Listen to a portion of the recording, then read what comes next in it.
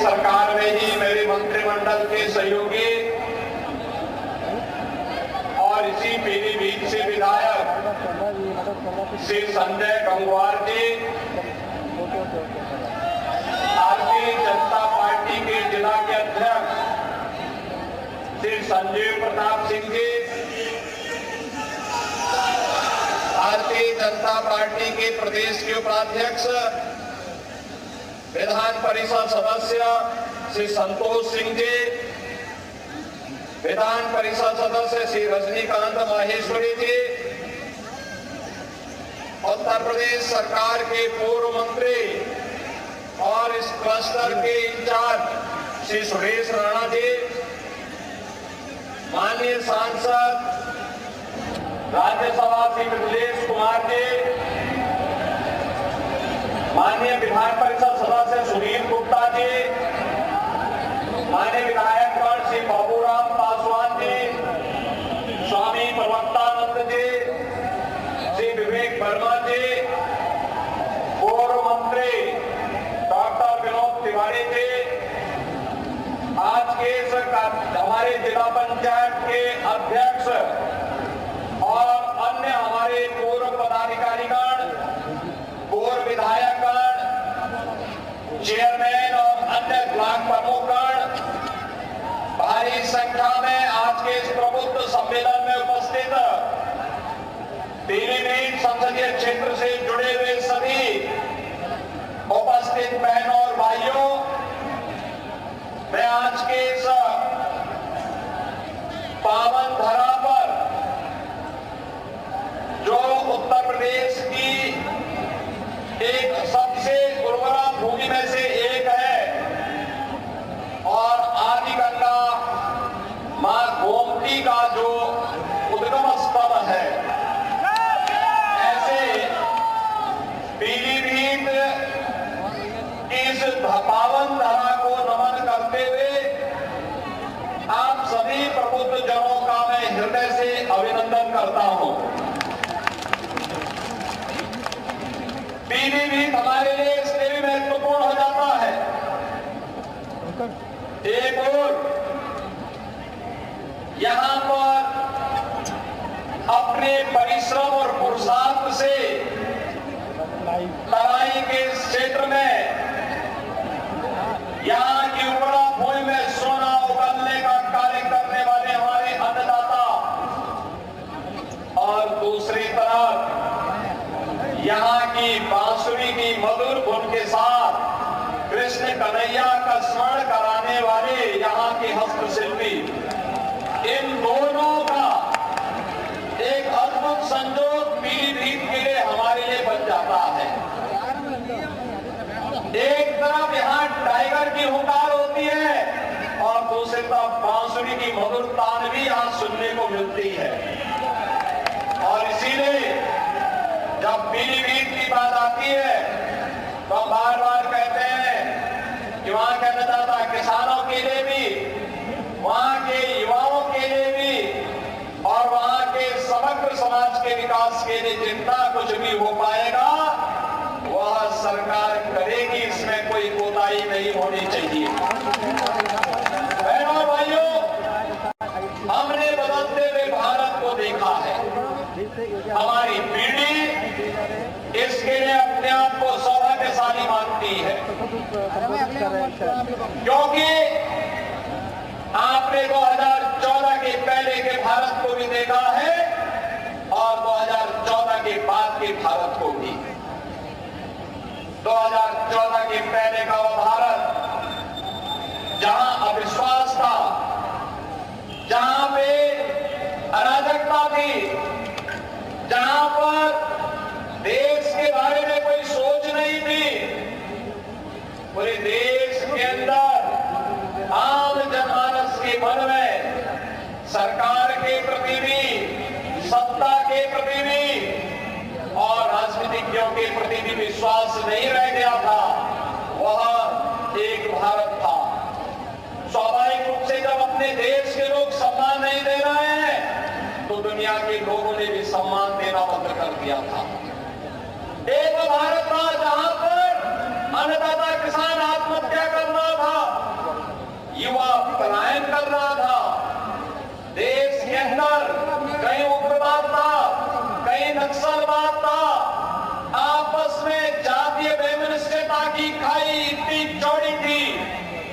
कि कोई व्यक्ति अपने आप को सुरक्षित नहीं महसूस करता था।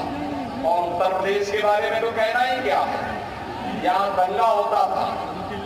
कभी सहारनपुर में सिख विरोधी दंगे हुए थे, कभी मुजफ्फरनगर में, कभी बरेली में, कभी बहेड़ी में, कभी मुरादाबाद में, कभी लखनऊ में। कोई कस्बा, कोई नगर, कोई जनपद नहीं बचा था जहां दंगे और कर्फ्यू की कहर लोगों ने न सहे न की। यह उत्तर प्रदेश की पहचान थी। बेटियां सुरक्षित नहीं थी, व्यापारी सुरक्षित नहीं था, उद्यमी पलायन कर रहा था।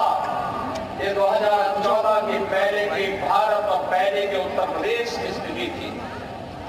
आज 2024 में जो हम हैं, दुनिया के अंदर भारत का सम्मान बढ़ा है। दुनिया के अंदर जो भारतीय रहता है आज बड़े गर्व से कहता है कि मैं भारत का निवासी हूं। लोग पूछते हैं कौन कहां से, तो लोग कहते हैं हम उस भारत के निवासी हैं जिसको दुनिया का सबसे लोकप्रिय राजनेता श्री नरेंद्र मोदी जिस देश को नेतृत्व दे रहे हैं। और भारतवासी गौरव के साथ आज प्रधानमंत्री मोदी जी के नेतृत्व में दुनिया में सम्मान प्राप्त कर रहा है। तो सीमाएं हमारी सुरक्षित है, पूरी तरह सुरक्षित है। कश्मीर में आतंकवाद समाप्त, पूर्वोत्तर के राज्यों का उग्रवाद समाप्त, नक्सलवाद समाप्त। अब देश के अंदर सुरक्षा का एक बेहतर वातावरण है। अब अन्नदाता आत्महत्या नहीं करता है। अन्नदाता अब उत्कर्ष की चरमता की ओर पहुंचने के लिए तैयार है। नौजवान पलायन नहीं करता है। आज का नौजवान स्वयं का स्टार्टअप स्थापित करता है। आज कोई बेटी अपने आप को असुरक्षित महसूस नहीं करती है, बल्कि अब वह फाइटर पायलट बनकर के भारत की सुरक्षा का सिंहनाद करने के लिए अपने आप को तैयार करती है। बहनों और भाइयों, यह बदले हुए भारत की तस्वीर है। और उत्तर प्रदेश में कानून व्यवस्था है चुस्त दुरुस्त, क्योंकि उत्तर प्रदेश के अंदर है अपराधी और माफिया पस्त। हमने इसको पस्त किया। उत्तर प्रदेश में बेटी और व्यापारी के साथ पूरा उत्तर प्रदेश दंगा से मुक्त हो गया, दंगा से मुक्त हो गया। जो कार्य कभी नहीं हो पाया था, मोदी जी के 10 वर्ष के कार्यकाल के अंदर हमने उत्तर प्रदेश के अंदर उन कार्यों को जमीनी धरातल पर और देश के अंदर जमीनी धरातल पर होते हुए देखा है। एक नए भारत का हम दर्शन कर रहे हैं। एक ऐसा भारत जिसमें सुरक्षा भी है तो समृद्धि भी है, जिसमें नौजवान के लिए आजीविका है तो आम जन की आस्था के लिए सम्मान भी है, जहां पर कर्फ्यू तो पूरी तरह बंद हुआ है, लेकिन कावड़ यात्रा धूमधाम से ले जाने की तैयारी भी चल रही है। ये उत्तर प्रदेश और देश आज अपनी विरासत और विकास की एक नई यात्रा के साथ आगे बढ़ रहा है। याद रखना, विरासत को विस्मृत करके कोई देश एक लंबी यात्रा आगे तय नहीं कर सकता। आज भारत अपनी विरासत और विकास दोनों में बेहतर समन्वय बनाकर के कार्य कर रहा है। आज उसी का परिणाम है। हाईवे बन रहे हैं, रेलवे की बेहतर कनेक्टिविटी हो रही है, मेट्रो लाइन बिछाए जा रहे हैं, IIT, IM, triple IT, AIIMS जैसे संस्थान बन रहे हैं। One district one medical college के लक्ष्य को प्राप्त किया जा रहा है। आपका पीलीभीत जनपद भी तो one district one medical college के कारण आज मेडिकल कॉलेज प्राप्त किया है। और भाइयों, पीलीभीत में मेडिकल कॉलेज हो, ये सपना था, लेकिन आज ये सपना साकार हुआ। मैं आपको बधाई देता हूं और इसका श्रेय हमारे मंच में बैठे हुए जनप्रतिनिधियों का जाता है, जिन्होंने लगातार प्रयास किया। आज यहाँ पे सड़क के लिए जो भी प्रस्ताव श्री जितेंद्र प्रसाद जी के सामने आए थे, पुल और सड़क के सारे प्रस्तावों को इन्होंने यहाँ पे पूरी तरह स्वीकृत करके विकास की नई धारा के साथ पीलीभीत को आगे बढ़ाने का कार्य किया। और यही नहीं, जहां यहाँ पर्यटकों के लिए इको टूरिज्म के बेहतरीन डेस्टिनेशन के लिए पीलीभीत को आगे बढ़ाने का कार्य सरकार कर रही है। चौका में पिछले दिनों में स्वयं ही आया था, वहीं साथ ही साथ यह भी सुनिश्चित किया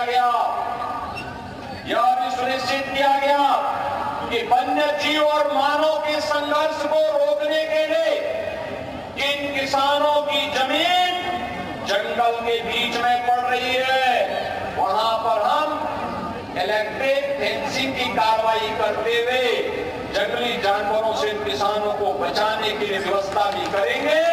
और अगर जनहानि होती है तो हम इसे आपदा की श्रेणी में लेकर के उन अन्नदाता किसानों के लिए मुआवजे और कंपनसेशन की व्यवस्था भी करेंगे। हमारी सरकार उसको कर चुकी है, लागू कर चुकी है। बहनों भाइयों, आज अन्नदाता किसान के लिए प्रधानमंत्री फसल बीमा योजना से लेकर के प्रधानमंत्री किसान सम्मान निधि तक ये योजनाएं उनके स्वागत के लिए सदैव तैयार रहती है। आज नौजवान के लिए स्टार्टअप और स्टैंडअप से लेकर के उसकी आजीविका और निवेश के माध्यम से लाखों नौकरी और रोजगार की संभावना उसके स्वागत के लिए तैयार बैठी हुई है। आज बेटी के जन्म लेने से लेकर के उसके शादी ब्याह तक के योग्य बनने तक उसके लिए मुख्यमंत्री कन्या सुमंगला योजना, प्रधानमंत्री मातृ वंदना योजना, बेटी बचाओ बेटी पढ़ाओ जैसी योजनाएं और तमाम ऐसी योजनाएं हैं, मुख्यमंत्री सामूहिक विवाह की योजनाएं, तमाम ऐसी योजनाएं हैं जो उनके लिए पूरी तरह उनकी सुरक्षा के लिए तैयार बैठी हुई है। हमने व्यापारी को व्यापारी कल्याण बोर्ड के माध्यम से 10 लाख रुपए की सुरक्षा बीमा का कवर दिया है, तो एमएसएमई उद्यमी को भी हमने 5 लाख रुपए की सुरक्षा बीमा का कवर उपलब्ध करवाया है।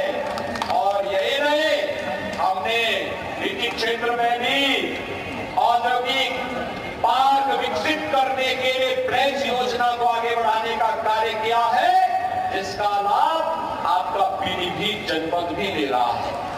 बहनों और भाइयों, एक तरफ सरकार के द्वारा बनाया गया बोर्ड उत्तर प्रदेश को आज देश का रेवेन्यू सरप्लस स्टेट के रूप में स्थापित करता है, वहीं प्रधानमंत्री मोदी जी के नेतृत्व में भारत दुनिया की सबसे बड़ी अर्थव्यवस्था के रूप में स्थापित होते हुए आगे बढ़ रहा है।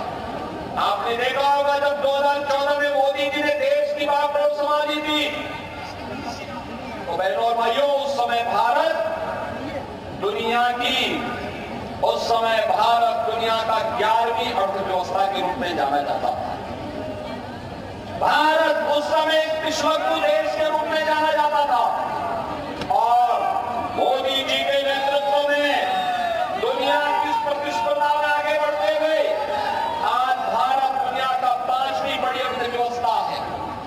और इसीलिए हम लोग आए, मोदी जी को तीसरा कार्यकाल दीजिए, मात्र 3 वर्ष में ही भारत दुनिया की तीसरी बड़ी अर्थव्यवस्था के रूप में स्थापित होगा। तीसरी बड़ी अर्थव्यवस्था का मतलब हर नौजवान के हाथ को कार्य होगा, हर बेटी और व्यापारी सुरक्षा के एक माहौल में स्वावलंबन के मार्ग को अग्रसर करते हुए देश को नेतृत्व देंगी। अन्नदाता किसान कई गुना आमदनी के साथ कार्य करते हुए देश के विकास में अपनी भूमिका का निर्वहन करेगा। और इन सब कार्यों की वजह से आज हम सब आपके बीच में आए हैं। ये जो चुनाव चल रहे हैं, यह चुनाव बहनों और भाइयों केवल चुनाव नहीं है, ये चुनाव तो फैमिली फर्स्ट बनाम नेशन फर्स्ट के बीच में होने जा रहा है। याद करिए, सपा हो या कांग्रेस उनकी ओर से उस पार्टी का अध्यक्ष केवल एक खानदान का ही व्यक्ति हो सकता है। और यहाँ पे मोदी जी के बारे में जब चर्चा करते हैं, एक सामान्य गरीब परिवार से निकल करके पूरा जीवन देश के लिए समर्पित करते हुए उनके लिए 140 करोड़ का भारत ही उनका परिवार है। ये मोदी जी के कारण आज भारत के बारे में एक दृष्टिकोण बदला है। और इसीलिए जब एक चुनाव की बात आई है तो फैमिली फर्स्ट बनाम नेशन फर्स्ट, हमने परिवारवादियों को वोट देना है या देश के बारे में सोचने वाले लोगों को वोट देना है। और देश के बारे में सोच को अगर आगे बढ़ाते हैं तो ऐसे सुरक्षित और खुशहाल माहौल में आगे बढ़ने का एक अवसर हमें प्राप्त होता है। ये चुनाव माफिया राज बनाम कानून के राज में चुनाव है। सपा, कांग्रेस, बसपा के लोग आएंगे तो फिर माफिया राज भी साथ लेके आएंगे। और भारतीय जनता पार्टी कानून के राज में विश्वास करती है, कानून के राज को स्थापित करने में विश्वास करती है और उसको प्रभावी ढंग से लागू करती है। ये चुनाव भ्रष्टाचार बनाम जीरो टॉलरेंस पर चुनाव हो रहा है।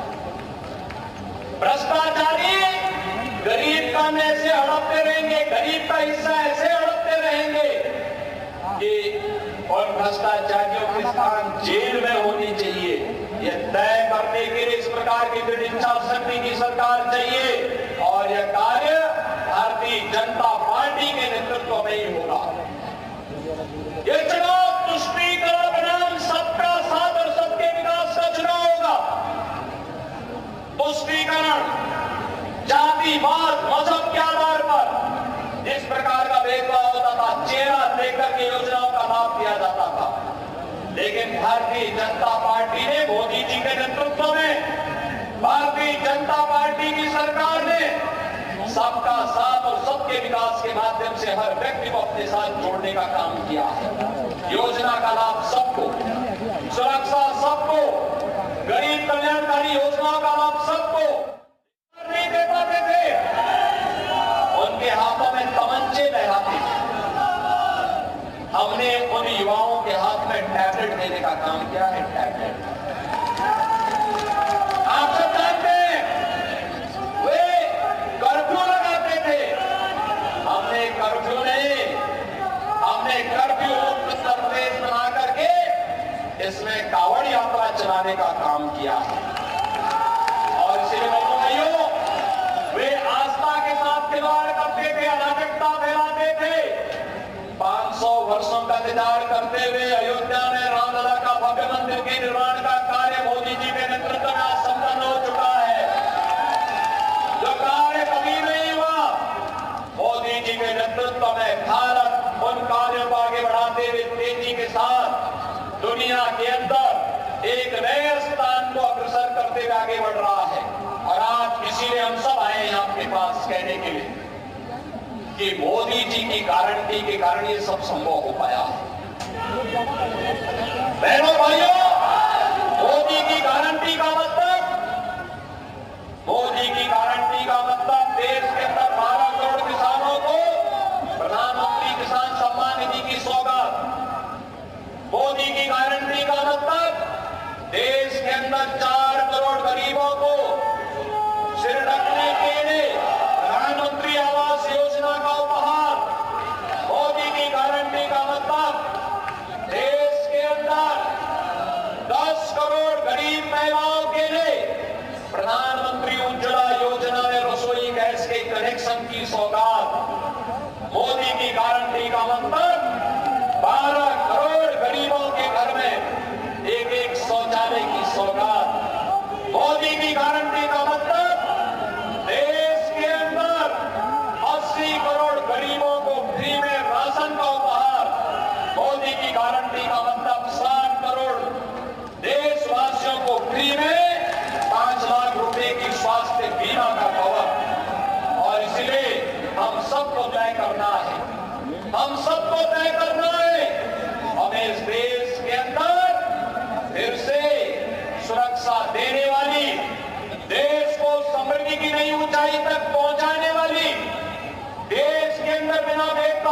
सहित कल्याणकारी योजनाओं को सबका साथ और सबके विकास के भाव के साथ प्रभावी ढंग से लागू करने वाली ऐसे ही सरकार चाहिए।